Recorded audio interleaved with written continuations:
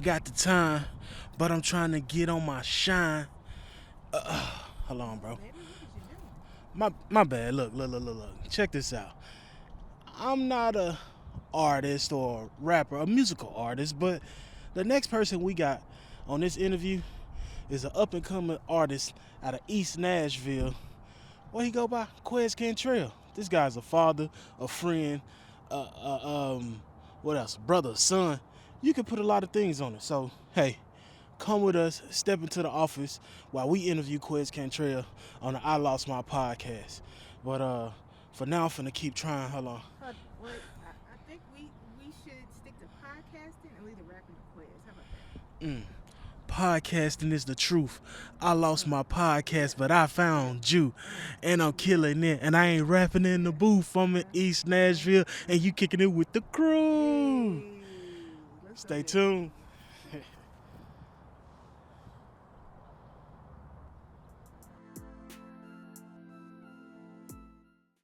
So what's up? First and foremost, I want to say thank you to our guest today, Quez Cantrell. Thank you for being on the podcast, brother. What's up, man? Thank you for having me. So how you doing today, man? Be honest. Man, I'm doing good today, man. I'm doing good. Coming off some great things happening for me as far as my music and things like that. So I'm in a great space right now, honestly. I can't even lie, you know. So we usually do something on the podcast what we call like mental health check-in. So all that, talk to me how your mental health is for the day, the week. Man, the week, I mean, it's been pretty good. You know, kind of coming off of, like I said, doing a big show downtown. We got to perform downtown February 28th, 2022. So that was a big one for me. Getting ready for that was kind of stressful. You know, I had to block out a lot of distractions and focus and, you know, make myself be a lot more accountable for myself just to make sure that I'm showing up. So, but, you know, I would say my mental health is probably in the best state it's been in a while. You know what I mean? Cool. Yeah. So we like to keep it just transparent. We believe in at all stages, anybody's story or anybody's situation can help somebody. So just keep that in mind, and we're just gonna be open and honest in this whole podcast. All right. For sure. Straight up, introduce yourself and the loved ones that you'll be talking about today. Yeah, so like you said, I'm Quez Cantrell, Nashville artist, web designer, pretty much all around, man. I do a lot of different things, and specifically, I guess we'll be focusing on, you know, the loss of my father and my brother, 6 years apart, but both really play a big, I guess they play a big role in just me doing what I'm doing now, who I am, the person that I've become. You know, they both were monumental losses for, you know, not only myself but my family. So those are the two I'm gonna be focusing on today.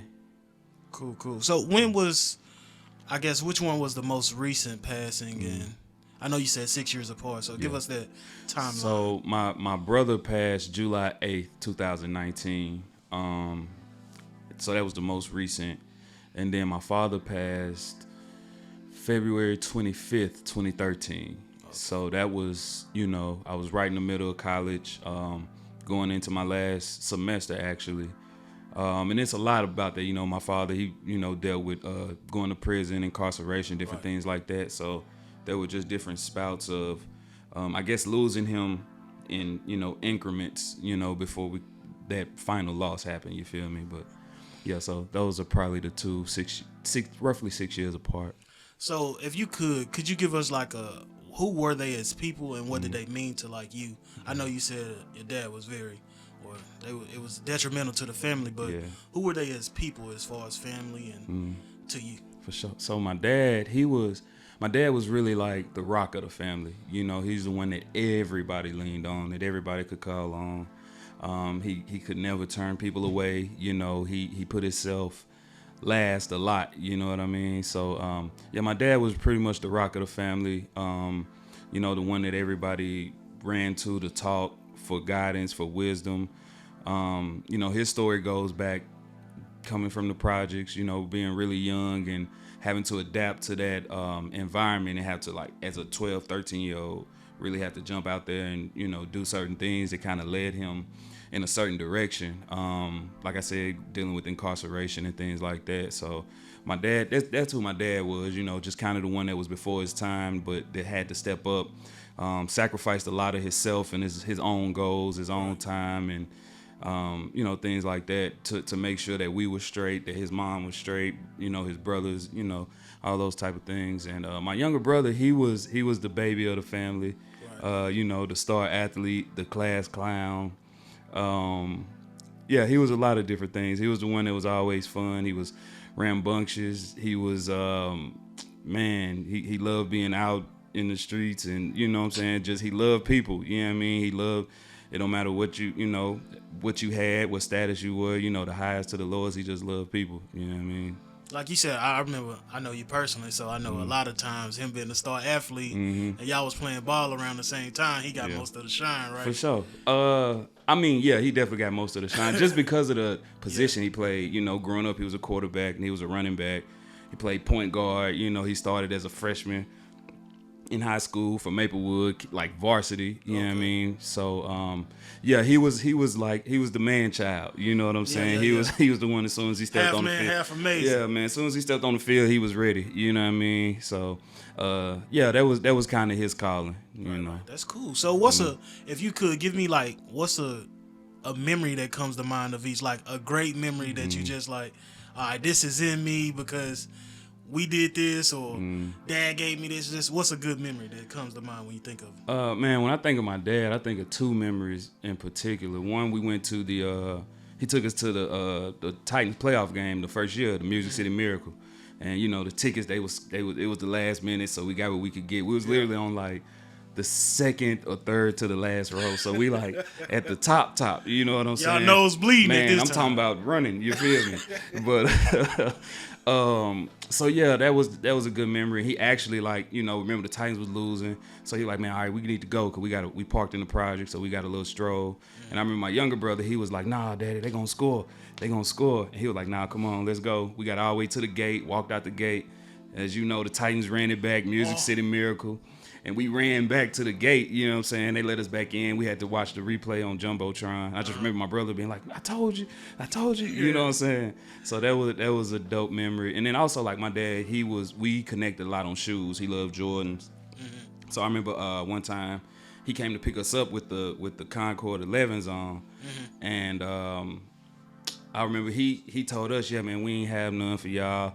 They ain't have none, you know, they sold out of y'all size. So we sitting in the back seat, he got them on, but he drove all the way to Chattanooga and they was sitting in the trunk, you know what I mean, when he picked us up. So he gave them to us. That was like, yeah, that was one of them, you know what I mean, I still get, you feel me, warm on the inside from it now, you know what I mean. He kind of like, I can't let y'all know. Nah, yeah, my mama, he was gonna let us sit in it. My mom was like, stop playing with them, and, you know. So he went and got them out the trunk and gave them to us. We in the back finna cry and shit.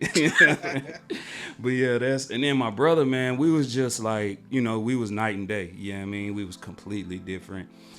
Shared the same room for like the first 12, 13 years.